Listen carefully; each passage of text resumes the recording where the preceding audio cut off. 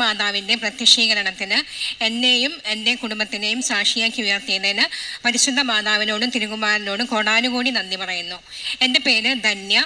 ഞാൻ നോൺ ക്രിസ്ത്യനാണ്. തൃശ്ശൂർ ജില്ലയിൽ നിന്നും വരുന്നു. ഞാൻ 2025 നവംബർ 3 ഉടമ്പടി എടുത്തത്. പിന്നെ ഞാൻ 3 മാസം കഴിഞ്ഞ് 2026 ഫെബ്രുവരി 3 അത് റിന്യൂ ചെയ്തു. പിന്നീട് 3 മാസം കഴിഞ്ഞ് മെയ് 15 റിന്യൂ ചെയ്തു. ഈ ഒരു 9 months കാലയളവിനുള്ളിൽ എനിക്ക് അൺകൗണ്ടബിൾ ആയിട്ടുള്ള ബ്ലെസ്സിങ്സ് ആണ് അമ്മ മാതാവ് തന്നിരിക്കുന്നത്. എൻ്റെ അമ്മയുടെ ഒരു ഫ്രണ്ടാണ് കൃപാസനത്തെ പറ്റി അമ്മയോട് പറയുന്നത്. അതുവഴിയാണ് ഞാൻ ഉടമ്പടി എടുക്കാൻ വരുന്നത്. ഉടമ്പടി എടുക്കാൻ വരുമ്പോഴും ക്ലാസ് കേട്ട് കഴിഞ്ഞപ്പോഴും എല്ലാവരും ഒരു നെഗറ്റീവായിട്ട് എന്നെ എൻകറേജ് ചെയ്യുന്നില്ല. ഞാൻ ഹിന്ദു ആണ്, നിങ്ങൾക്ക് ഇതൊക്കെ പാലിക്കാൻ പറ്റുമോ, ഉടമ്പടിക്ക് ഇത്തിരി സ്ട്രിക്റ്റ് ആണ്, അതനുസരിച്ച് ജീവിക്കണം എന്നൊക്കെ പറഞ്ഞപ്പോൾ എനിക്ക് അത്ര കൺഫ്യൂഷനൊന്നും ഉണ്ടായിരുന്നില്ല. ഞാൻ ഷുവറാക്കി തന്നെയാണ് ഫസ്റ്റ് ഉടമ്പടി ക്ലാസ് വന്ന് അറ്റൻഡ് ചെയ്തത്. അന്ന് തന്നെ ഞാൻ ഉടമ്പടി എടുക്കുകയും ഉടമ്പടി എടുത്ത് അന്ന് തന്നെ ഞാൻ വന്ന് എങ്ങനെയാണ് സാക്ഷ്യം പറയേണ്ടത് അതുപോലെ ഞാൻ അന്വേഷിച്ചറിഞ്ഞ് അത്രയും ഷുവർട്ടി ആയിട്ടാണ് ഞാൻ പോയത്. അപ്പോൾ ഉടമ്പടി എടുക്കാനുള്ള കാരണം എന്താണെന്ന് വെച്ചാൽ എൻ്റെ ഹസ്ബൻഡ് കോവിഡിൻ്റെ ഇഷ്യൂസ് കാരണം ഗൾഫിലെ ജോലി നഷ്ടപ്പെട്ട് നാട്ടിൽ വന്നു. ഞാൻ യൂണിവേഴ്സിറ്റി ഓഫ് കാലിക്കറ്റാണ് വർക്ക് ചെയ്യുന്നത്. അപ്പോൾ ഹസ്ബൻഡിൻ്റെ ജോലി നഷ്ടപ്പെട്ടപ്പോൾ നമുക്കൊരു 28 lakhs ഹോം ലോൺ ഉണ്ട്, പിന്നെ 6 lakh പേഴ്സണൽ ലോൺ ഉണ്ട്, പിന്നെ ചിട്ടി, അങ്ങനെ ഒരുപാട് അടവുകളുണ്ട്. അപ്പോൾ നമ്മുടെ EMI ഒക്കെ ഡ്യൂ ആയി തുടങ്ങി. ഫിനാൻഷ്യൽ സ്ട്രഗിൾസ് ഒരുപാട് നമ്മൾ അലട്ടി തുടങ്ങി. അതിൻ്റെ ഉപരിയായിട്ട് എനിക്ക് ഉറക്കം നഷ്ടപ്പെട്ടു തുടങ്ങി. രാത്രി ഉറങ്ങാനും പറ്റില്ല. അങ്ങനെ വല്ലാത്തൊരു ഫിനാൻഷ്യൽ സ്ട്രഗിളിൽ പോകുന്ന സമയത്താണ് ഞാൻ ഉടമ്പടിയെ പറ്റി അറിഞ്ഞത്. അങ്ങനെ എൻ്റെ അമ്മയുടെ ഫ്രണ്ടിൻ്റെ ഒരു കൃപാസനം പത്രം വഴി തരികയും അതറിഞ്ഞ് ഞാൻ ഉടമ്പടി എടുക്കാൻ വന്ന് ഉടമ്പടി എടുക്കുകയും അന്ന് ഫസ്റ്റ് ഉടമ്പടി എടുക്കാൻ വന്നത് ഞാൻ 5 നിയോഗങ്ങളാണ് എഴുതിയിട്ടുണ്ടായിരുന്നത്. 6ാമത്തെ നിയോഗമായിട്ട് ഞാൻ ഈ ഉടമ്പടി എനിക്ക് നന്നായി പാലിക്കാൻ പറ്റണം എന്നാണ് ഞാൻ എഴുതിയിരുന്നത്. ആ 5 നിയോഗങ്ങളും എഴുതി കഴിഞ്ഞപ്പോൾ പിന്നെ ഞാൻ ബഹുമാനപ്പെട്ട ജോസഫ് അച്ഛൻ പറയുന്ന പോലെ ഞാൻ അത് വിട്ടു, മനസ്സിൽ നിന്ന് വിട്ടു. ഞാൻ അതിനെ കുറിച്ച് ടെൻഷൻ അടിക്കുകയോ ഒന്നും ചെയ്തില്ല. അതായത് നമ്മുടെ ലൈഫിൽ നമുക്ക് സംശയവും വിശ്വാസവും ഒന്നിച്ചു കൊണ്ടുപോകാൻ പറ്റില്ലല്ലോ. അപ്പോൾ അതുകൊണ്ട് ഞാൻ എപ്പോഴും മാതാവിനോട് ഇങ്ങനെ മുട്ടിപ്പായി പ്രാർത്ഥിച്ചുകൊണ്ടേയിരുന്നു. അപ്പോൾ ഈ 9 months ഉള്ളിൽ ഞങ്ങൾക്ക് ഈ ലോൺ എങ്ങനെ ക്ലോസ് ചെയ്യാൻ പറ്റും എന്നുള്ളൊരു ആലോചനയിലായിരുന്നു. പരിശുദ്ധ അമ്മ സമയച്ചുരുക്കത്തിൻ്റെ മാതാവ് ഇടപെട്ട് അതിൽ ഞങ്ങൾക്കൊരു തീർപ്പുണ്ടാക്കി തന്നു. ഹസ്ബൻഡിൻ്റെ പേരിലൊരു പ്രോപ്പർട്ടി ഉണ്ടായിരുന്നു. അപ്പോൾ അദ്ദേഹത്തിന് അത് വിൽക്കാനും ലോൺ ക്ലോസ് ചെയ്യാനും പൂർണ്ണമായിട്ടും മനസ്സില്ലായിരുന്നു. അപ്പം ഞാൻ അപ്പോഴും മാതാവിനോട് പ്രാർത്ഥിച്ചു, അമ്മ എനിക്കൊരു വഴി കാണിച്ചു തന്നേന്ന്. അങ്ങനെ ഹസ്ബൻഡ് ഒരു ദിവസം പറഞ്ഞു, നമുക്കത് പ്രോപ്പർട്ടി എന്തായാലും വിൽക്കാം, ലോണെല്ലാം ക്ലോസ് ചെയ്ത് സമാധാനമായിട്ട് ജീവിക്കാമെന്ന്. അപ്പം അതിന് മാതാവ് ഒരു വഴി കാണിച്ചു തന്നു. പിന്നെ ഞങ്ങളുടെ അടുത്ത ഇഷ്യൂ എന്താണെന്ന് വെച്ചിട്ടുണ്ടെങ്കിൽ നമ്മൾ പ്രോപ്പർട്ടി സെയിലാവാനായിട്ട് ഒരു 6 months നമ്മളിങ്ങനെ അതിൻ്റെ പിന്നാലെ നടക്കുന്നില്ല. അപ്പോഴാണ് സമയച്ചുരുക്കത്തിൻ്റെ അമ്മ ഇടപെട്ട് ഈ ജൂലൈ മാസം ഞാൻ എപ്പോഴും ഇവിടുത്തെ സാക്ഷ്യങ്ങൾ കേൾക്കുമ്പോൾ ഞാൻ പ്രാർത്ഥിക്കുന്നൊരു കാര്യമാണ്, അമ്മ മാതാവിൻ്റെ നമ്പറാണ് 7. അതുമായി ബന്ധപ്പെട്ട് എനിക്കൊരു സാക്ഷ്യം പറയാൻ എന്നെ അനുവദിക്കണം, അതുമായി ബന്ധപ്പെട്ടൊരു മിറാക്കിൾ എൻ്റെ ലൈഫിൽ ഉണ്ടാകണമെന്ന്. അതുപോലെ തന്നെ ഈ ജൂലൈ മാസം, ഈ 7ാം മാസമാണ് ഞങ്ങളുടെ ഈ പ്രോപ്പർട്ടിയുടെ സെയിൽ നടന്നതും. അതുവഴി ഞങ്ങളുടെ ലോൺ ക്ലോസ് ചെയ്ത് കഴിഞ്ഞ ചൊവ്വാഴ്ച ഞാൻ ഉടമ്പടി ധ്യാനം കേട്ടുകൊണ്ടിരിക്കുന്ന സമയത്താണ് എൻ്റെ ഫോണിലേക്ക് നിങ്ങളുടെ ലോൺ ക്ലോസ് ചെയ്തു എന്നുള്ളൊരു മെസ്സേജ്. എൻ്റെ ഫോണിൽ എപ്പോഴും നിങ്ങളുടെ EMI ഡ്യൂ ആണ്, അല്ലെങ്കിൽ ലോൺ ഇത്ര അടയ്ക്കണം എന്നുള്ള മെസ്സേജാണ് വന്നുകൊണ്ടിരുന്നത്. ഞാൻ അപ്പോൾ അത് ഓപ്പൺ ആക്കിയില്ല.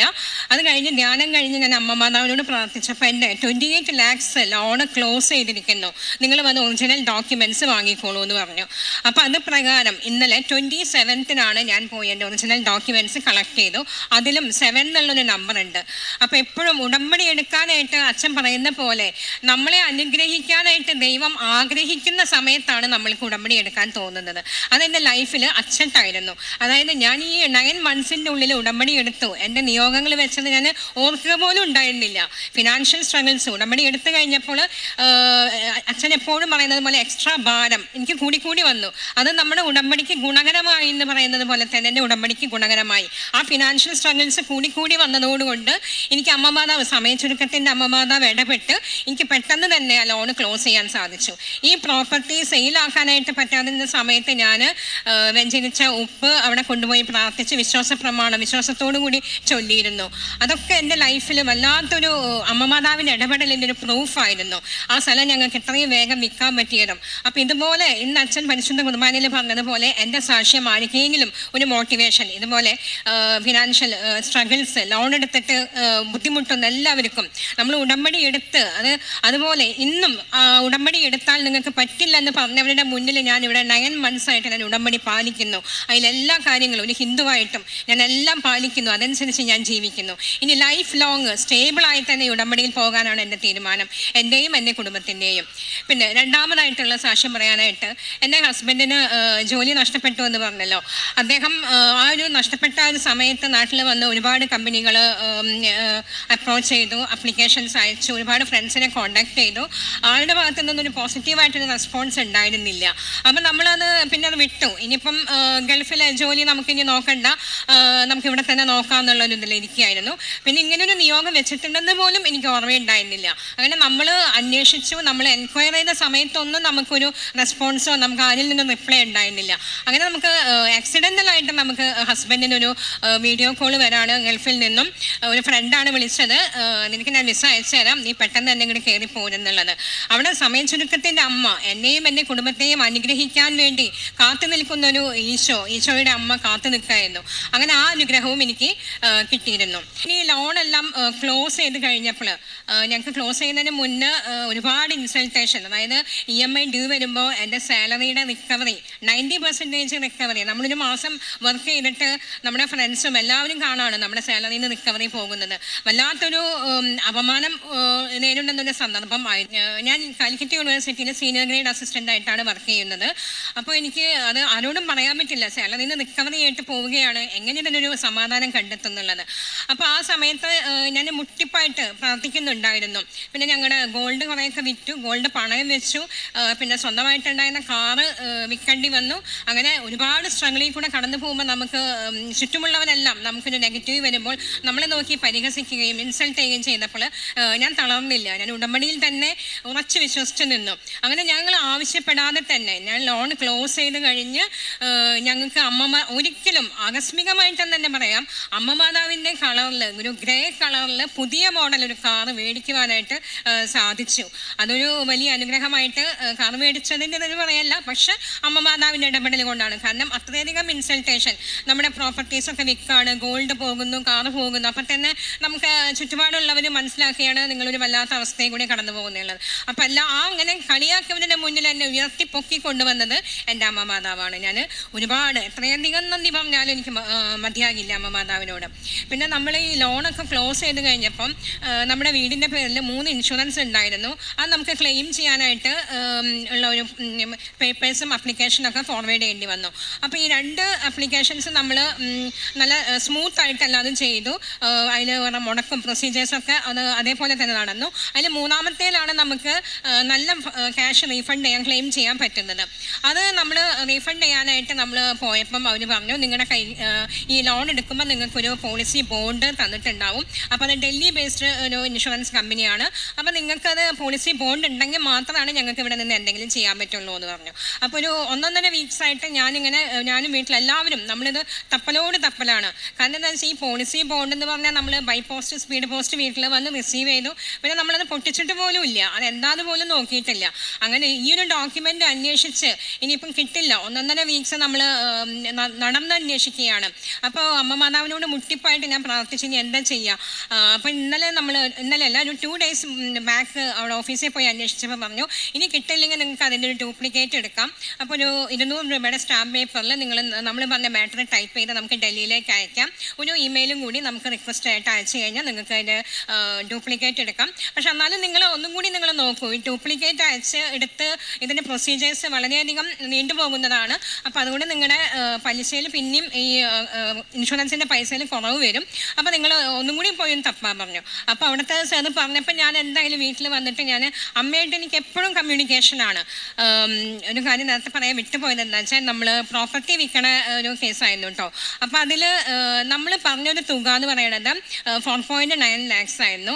അപ്പോൾ അവർക്കത് അക്സെപ്റ്റബിൾ അല്ലായിരുന്നു. അങ്ങനെ ഒരു ബാർഗെയിനിങ് വന്നപ്പോൾ ഈ ഒരു സെയിൽ ഉപേക്ഷിക്കണോ വേണ്ടയോ എന്നുള്ളൊരു ഇത് വന്നപ്പം ഞാൻ മാതാവിനോട് മുട്ടിപ്പായി പ്രാർത്ഥിച്ചപ്പോൾ മാതാവ് രാത്രിയിൽ ഒരു സ്വപ്നത്തിൽ കണക്ക് എൻ്റെ അടുത്തൊരു 4.80 എന്നുള്ളൊരു അങ്ങനെ ഇങ്ങനെ എഴുതി കാണിക്കുകയാണ്, ഞാനിങ്ങനെ ഉറക്കത്തിൽ എഴുതി കാണിക്കുകയാണ് 4.80 നീ ഫിക്സ് ചെയ്തോ എന്നുള്ളത്. ഞാൻ പെട്ടെന്ന് ഉറങ്ങി എണീറ്റ് കഴിഞ്ഞപ്പോൾ എനിക്ക് ഒന്നും കാണുവാനില്ല, ഇരുട്ട് മാത്രമായിരുന്നു ഉണ്ടായിരുന്നത്. ആ ആഴ്ച തന്നെ നമ്മൾ 4.80 അത് ഫിക്സ് ചെയ്തു. ആ സെയിൽ നടക്കുകയും ചെയ്തു കേട്ടോ.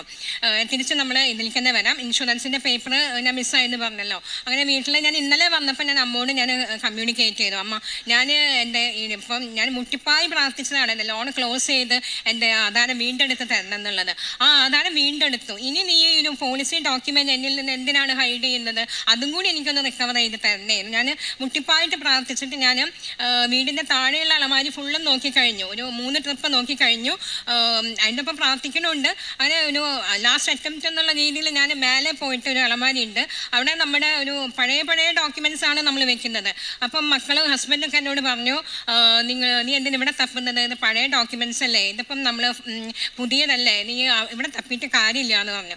ഞാൻ പറഞ്ഞു എന്നാലും നമുക്കൊന്ന് തപ്പാം എന്നുള്ളതിൽ ഞാൻ വിശ്വാസ പ്രമാണം ചൊല്ലി അവിടെ തന്നെ ഇരുന്ന് എല്ലാ നിലത്ത് വലിച്ചിട്ട് എല്ലാ ഡോക്യുമെൻറ്റ്സും തപ്പുന്നതിന് ഇടയിൽ ഇങ്ങനെ ഇനിയിപ്പം കിട്ടില്ല എന്ന് ഇങ്ങനെ എണീറ്റ് പോരാൻ നിൽക്കുന്ന സമയത്ത് എൻ്റെ രണ്ടാമത്തെ മോൻ വന്നിട്ട് പറഞ്ഞു, അമ്മയുടെ കാലിൻ്റെ ഇടയിൽ ഒരു ബ്ലൂ കവർ ഇരിക്കുന്നുണ്ടല്ലോ, ഒന്ന് നോക്ക് എന്ന് പറഞ്ഞു.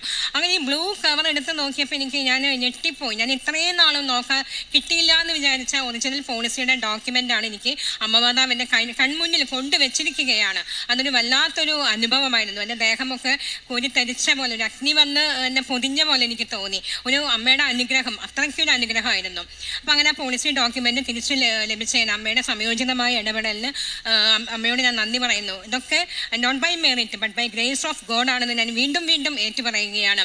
പിന്നൊരു കാര്യം പറയാനുള്ളത്, എനിക്ക് ഈ ലോണ് ക്ലോസ് ചെയ്യാൻ പറ്റുമോ ഇല്ലയോ, ഞാൻ പെൻഷനായാലും എൻ്റെ ആധാരം വീണ്ടെടുക്കാൻ പറ്റുമോ എന്നുള്ള ഭയങ്കര ഒരു ടെൻഷനായിരുന്നു. ഒരു ഡിപ്രഷൻ മൂഡിൽ സൂയിസൈഡ് ചെയ്യണോ, സൂയിസൈഡ് അറ്റംപ്റ്റിലേക്ക് വരെ ഞാൻ പോയിട്ടുണ്ടായിരുന്നു. അപ്പോൾ കൗൺസിലിങ്ങിനൊക്കെ പോയി ഉറക്കമില്ലാത്തൊരു വല്ലാത്തൊരു അവസ്ഥയായിരുന്നു, ഒരു സ്ലീപ്പിംഗ് പാരാലിസിസ് ഒക്കെ പോലെ. അപ്പോൾ ഞാൻ അമ്മയോട് പ്രാർത്ഥിക്കാം, അമ്മ എനിക്കൊന്ന് ഉറങ്ങാൻ പറ്റണേ, രാത്രി ഒന്ന് എനിക്ക് ഉറങ്ങാൻ പറ്റിയാൽ മതി എന്നുള്ളത്.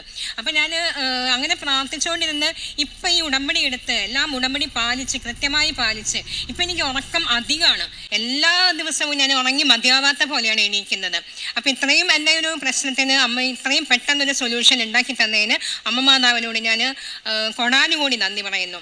പിന്നെ ഒരു കാര്യമുള്ളത്, ഞാൻ കാലിക്കറ്റ് യൂണിവേഴ്സിറ്റിയിലാണ് വർക്ക് ചെയ്യുന്നത്.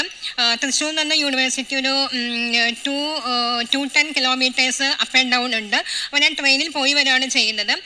അപ്പം ഞാൻ അവിടെ ഹോസ്റ്റലിൽ നമുക്ക് കൊടുത്തിട്ടുണ്ടായിരുന്നു, അപ്ലിക്കേഷൻ കൊടുത്തിട്ടുണ്ടായിരുന്നു. അപ്പോൾ ഞാൻ അത്ര സീനിയർ അല്ലാത്തത് കൊണ്ട് എനിക്ക് കിട്ടുമോ ഇല്ലയോ എന്നൊന്നും പ്രതീക്ഷ ഉണ്ടായിരുന്നില്ല. അപ്പോൾ ഈ സമയോചിതമായ അമ്മയുടെ ഇടപെടൽ കാരണം ആപ്ലിക്കേഷൻ കൊടുത്ത് ഒരു 3 വീക്സിൻ്റെ ഉള്ളിൽ തന്നെ എനിക്ക് ആ ഹോസ്റ്റലിൽ ഏറ്റവും നല്ല റൂം അലോട്ട് ചെയ്യുകയും ചെയ്തു. അതിനുശേഷം സ്റ്റെപ്പ് ബൈ സ്റ്റെപ്പായിട്ടാണ് അമ്മയുടെ അനുഗ്രഹങ്ങൾ ഇങ്ങനെ വന്നുകൊണ്ടിരിക്കുന്നത്. അതായത് ഞാൻ ക്വാർട്ടേഴ്സിനും അപ്ലൈ ചെയ്തിട്ടുണ്ടായിരുന്നു, അതിലും ഒരു നല്ല ക്വാർട്ടേഴ്സ് അമ്മ എനിക്ക് അലോട്ട് ചെയ്ത് തന്നു. അപ്പോൾ ഇത്രയൊക്കെ അനുഗ്രഹങ്ങൾ അമ്മ മാതാവ് എനിക്ക് തന്നതിന് ഞാൻ അമ്മ മാതാവിനോട് മാത്രം കടപ്പെട്ടിരിക്കുന്നു. ഇതൊന്നും എൻ്റെ മെറിറ്റല്ല, ഞാനിവിടെ എത്തിപ്പെടാനായിട്ട് അമ്മ മാതാവ് എനിക്കൊരു വഴി കാണിച്ചു തന്നു. അതിന് അമ്മ മാതാവിനും ഈശോയോടും ഞാൻ കൊടാനുകൂടി നന്ദി പറയുന്നു. പിന്നെ പ്രേക്ഷക പ്രവർത്തനം എന്താണെന്ന് വെച്ചിട്ടുണ്ടെങ്കിൽ ഞാൻ കൃപാസനം പത്രം ഞാൻ എല്ലാവർക്കും നമ്മൾ നോ പറയാത്തവർക്കൊക്കെ ഞാൻ കൊടുക്കും. പിന്നെ എൻ്റെ ഒരു എക്സ്പീരിയൻസ് എന്താണെന്ന് വെച്ചിട്ടുണ്ടെങ്കിൽ നമ്മൾ കേൾക്കാനായിട്ട് മനസ്സുള്ളവരോട് ഞാൻ പറയും, ഞാനിങ്ങനെ ഹിന്ദുവാണ്, എനിക്ക് ഇത്രയധികം ബ്ലെസ്സിങ്സ് അമ്മ മാതാവ് തന്നിട്ടുണ്ട്. അപ്പം നമ്മളിങ്ങനെ കൃപാസനത്തിൽ ഞാൻ വിശ്വസിക്കുന്നുണ്ടെന്ന് പറയുമ്പോൾ തന്നെ അവർ അപ്പുറത്തുനിന്ന് ചോദ്യം വരും, നിനക്ക് എന്താ കിട്ടിയെന്ന്. അപ്പോൾ ഞാൻ പറയും, എനിക്ക് ഭൗതികമായ ആവശ്യങ്ങളെക്കാൾ ഉപരി ഞാൻ കോൺവെൻറ്റ് സ്കൂളുകളിലാണ് പഠിച്ചത്. അപ്പോൾ എനിക്ക് നന്നായിട്ട് പ്രയറൊക്കെ അറിയാം. പിന്നെ പള്ളിയിലൊക്കെ ഞാൻ ഫ്രണ്ട്സിൻ്റെ ഒപ്പൊക്കെ പോകുമായിരുന്നു. പിന്നെ ലൈഫിൽ എപ്പോഴൊക്കെയോ നമ്മുടെ കല്യാണം കഴിഞ്ഞ് ജോലി കിട്ടി മക്കളായി ഞാൻ എല്ലാ പ്രയറും ഞാൻ വിട്ടു. ആത്മീയ ജീവിതത്തിൽ നിന്ന് അകന്നു പോയൊരു സന്ദർഭത്തിൽ ലൈഫ് നല്ലൊരു ഇതിൽ പോയിക്കൊണ്ടിരിക്കുമ്പോഴാണ് എപ്പോഴും അച്ഛൻ പറയുന്ന പോലെ നമ്മുടെ ജീവിതത്തിലേക്ക് സ്ട്രഗിൾസ്, അത് ദൈവത്തിനോട് അടുക്കാൻ വേണ്ടിയിട്ടാണ് ആ സ്ട്രഗിൾസ് തരുന്നതെന്ന് ഉടമ്പടി എടുക്കുന്ന ഓരോ മക്കളും മനസ്സിലാക്കണം. അപ്പം ഞാൻ നല്ല രീതിയിൽ പോയിക്കൊണ്ടിരിക്കുമ്പോഴാണ് എനിക്ക് സ്ട്രഗിൾസ് വന്നത്. അപ്പോൾ അമ്മ മാതാവിൻ്റെ ഉടമ്പടി എടുത്ത് എനിക്ക് ആ സ്ട്രഗിൾസ് പിന്നെയും സ്ട്രഗിൾസ് വന്നുകൊണ്ടിരുന്നു. അതെല്ലാം ഞാൻ ഫേസ് ചെയ്തു. ഇപ്പം ഞാൻ ഉടമ്പടിയിലൂടെ മുന്നോട്ട് പോകുന്നു. പിന്നെ കാരുണ്യ പ്രവർത്തനം എന്താണെന്ന് വെച്ചിട്ടുണ്ടെങ്കിൽ നമുക്ക് സമയമുള്ളപ്പോഴും വീക്കിലി എല്ലാ വീക്ക്സും ചെയ്യും.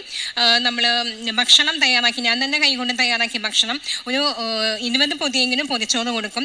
അപ്പം നമ്മളെ അറിയാത്ത ആളുകളാണ്, അവർ നമ്മുടെ തലയിൽ കൈവച്ച് ഗോഡ് ബ്ലസ് യു എന്ന് പറയുമ്പോൾ നമുക്കൊരു വല്ലാത്തൊരു ഫീലിംഗ് ആണ് ഉണ്ടാവുന്നത്. ഇതുവരെ എൻ്റെ ജീവിതത്തിൽ അങ്ങനൊരു ഞാൻ മറ്റുള്ളവരോട് കെയർ എടുക്കുക അല്ലെങ്കിൽ ഞാൻ കാരുണ്യ പ്രവർത്തികൾ അങ്ങനെയൊന്നും അത്ര ക്രൂവലല്ല, പക്ഷെ ഞാൻ അങ്ങനെ ഓപ്പൺ ആയിട്ട് ആർക്കും കാരുണ്യ പ്രവർത്തികൾ ചെയ്യാത്ത ഒരാളായിരുന്നു. പിന്നെ എൻ്റെ മുന്നിൽ കൈ നീട്ടുന്ന ഏവനും, അതൊരു ഭിക്ഷക്കാരായിക്കോട്ടെ അല്ലെങ്കിൽ വയ്യാത്ത ആരെങ്കിലും ആയിക്കോട്ടെ, എൻ്റെ കയ്യിൽ പേഴ്സിൽ എന്താണുള്ളത്, 100 രൂപയാണോ 50 രൂപയാണോ, അല്ലെങ്കിൽ ചായ കുടിക്കാനായിട്ട് പൈസ വേണം മോളെ എന്ന് പറഞ്ഞ് ഗേറ്റിൻ്റെ അവിടെ ആര് വന്നാലും ഞാൻ അവർക്ക് എൻ്റെ കയ്യിലുള്ള പൈസ ഞാൻ എടുത്ത് കൊടുക്കും.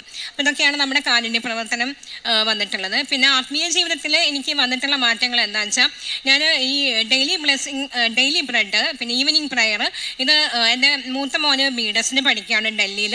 അപ്പം ഞങ്ങൾ കോൺഫറൻസ് കോൾ വിളിച്ചിട്ടാണ് ആ പ്രയർ ഞങ്ങൾ ചൊല്ലുന്നത്.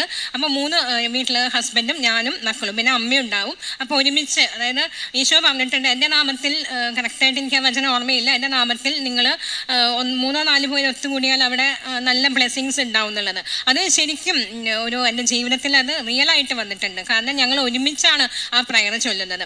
ഒരു പ്രയർ ചൊല്ലിക്കഴിഞ്ഞാൽ അപ്പം തന്നെ ഒരു സാക്ഷ്യം ഞാൻ കേൾക്കും. എല്ലാവരും കൂടിയിട്ടാണ് ആ സാക്ഷ്യം കേൾക്കുന്നത്. പിന്നെ ഡെയിലി വരുന്ന സാക്ഷ്യം അപ്ഡേറ്റ് ആയിട്ട് ഞാൻ കേൾക്കാറുണ്ട്. അത് കഴിഞ്ഞ് സാക്ഷ്യം കേട്ട് അന്നത്തെ സാക്ഷ്യങ്ങൾ കേട്ട് കഴിഞ്ഞാൽ പിന്നെ ഞാൻ പിന്നെ പഴയ സാക്ഷ്യങ്ങൾ എടുത്തിട്ട്, പഴയ സാക്ഷ്യം അതായത് ഡേറ്റ് അനുസരിച്ചാണ് കേട്ടോ ആ സാക്ഷ്യങ്ങൾ ഞാൻ കേൾക്കും. അതനുസരിച്ച് എൻ്റെ ജീവിതത്തിലും ഇതുപോലെ പ്രശ്നങ്ങൾ നേരിടുന്ന ഒരുപാട് പേരുണ്ട്. അവർക്കൊക്കെ ഉടമ്പടിയിലൂടെ റിക്കവർ ആവാൻ പറ്റിയിട്ടുണ്ടെന്നുള്ള ഒരു പൂർണ്ണമായ ബോധ്യം എനിക്ക് വന്നിട്ടുണ്ട്. പിന്നെ എന്താ വെച്ചിട്ടുണ്ടെങ്കിൽ, ഞാൻ ആത്മീയ ജീവിതത്തിൽ ഒരുപാട് മാറ്റങ്ങൾ വരുത്തിയ ഒന്നാണ് ട്യൂസ്ഡേയ്സിൽ അച്ഛൻ്റെ ധ്യാനം. അത് ഞാൻ വെയിറ്റ് ചെയ്യും. ഞാൻ മൺഡേ ഒന്ന് കഴിഞ്ഞ് ഞാൻ ട്യൂസ്ഡേ ആണ് ഫാസ്റ്റിംഗ് എടുക്കുന്നത്. ഡെയിലി രാവിലെ തൊട്ട് വെള്ളം മാത്രം കുടിക്കുകയുള്ളൂ. അപ്പോൾ എനിക്ക് വൈകിട്ടാകുമ്പോഴത്തേക്ക് ആ ഒരു ബ്രേക്ക് ചെയ്യേണ്ട സമയമാകുമ്പോൾ എനിക്കതൊരു ലഹരി പോലെയാണ്. എൻ്റെ ക്ഷീണം ഞാനൊരു ലഹരി ഏറ്റെടുക്കും. ആ ട്യൂസ്ഡേയ്സിൻ്റെ ധ്യാനം ഞാൻ അച്ഛൻ പറയുന്ന ഓരോ വാക്കുകളും ഞാൻ എഴുതി വയ്ക്കും. അതായത് നമ്മൾ ഉടമ്പടി എടുക്കുന്നത് ഗോഡായിട്ടൊരു ഇൻറ്റിമസി ഉണ്ടാവാൻ വേണ്ടിയിട്ടാണ്. ഡിസിപ്ലിൻ ലൈഫ് നമുക്ക് ഉണ്ടാവണം. അധികം സംസാരിക്കാതെ നമ്മൾ കൂടുതൽ പ്രാർത്ഥിക്കണം. ഇതൊക്കെ ഞാൻ കോട്ടുകൾ നോട്ട് ചെയ്ത് വെച്ച് എൻ്റെ ജീവിതത്തിലും ഞാനത് പ്രാക്ടിക്കലാക്കാൻ ശ്രമിക്കാറുണ്ട്. പിന്നെ ട്യൂസ്ഡേയ്സിൻ്റെ ധ്യാനം പറഞ്ഞു. സാക്ഷ്യം ഞാൻ ഒരുപാട് കേൾക്കാറുണ്ട്. അപ്ഡേറ്റ് ആയിട്ടാണ് ഞാൻ സാക്ഷ്യം കേൾക്കുന്നത്. അപ്പം ഇത്രയധികം അനുഗ്രഹങ്ങൾ അമ്മ മാതാവും ഈശോ അപ്പനും എനിക്ക് നേടിത്തന്നതിന് എനിക്ക് ഒരുപാട് ഞാൻ നന്ദി പറയുന്നു.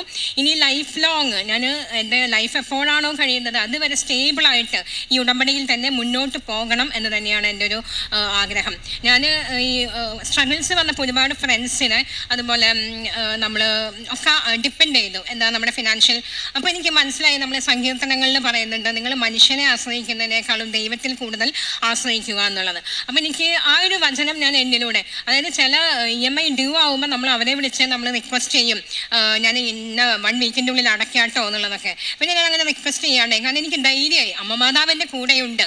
EMI ക്ലോസ് ചെയ്യാൻ പറ്റും, എൻ്റെ ലോൺ ക്ലോസ് ചെയ്യാൻ പറ്റും എന്നുള്ളൊരു ശക്തമായിട്ടുള്ളൊരിത്. അപ്പോൾ ഇത്രയധികം അനുഗ്രഹങ്ങളാണ് അമ്മ മാതാവ് എൻ്റെ ജീവിതത്തിൽ തന്നിട്ടുള്ളത്. അപ്പോൾ ഇത്രയധികം ഇങ്ങനെയുള്ള പ്രശ്നങ്ങൾ നേരിടുന്ന എല്ലാവർക്കും ഈ സാക്ഷ്യം ഒരു പ്രചോദനമാകട്ടെ എന്ന് ഞാൻ പ്രാർത്ഥിക്കുകയാണ്. അപ്പോൾ ഇതെല്ലാം നേടിയിട്ടുള്ളത് not by merit but by grace of God ആണ്. അമ്മ മാതാവിനും തിരുകുമാരനോടും ഒരിക്കൽ കൂടി എൻ്റെ അകമഴിഞ്ഞ എൻ്റെയും എൻ്റെ കുടുംബത്തിൻ്റെയും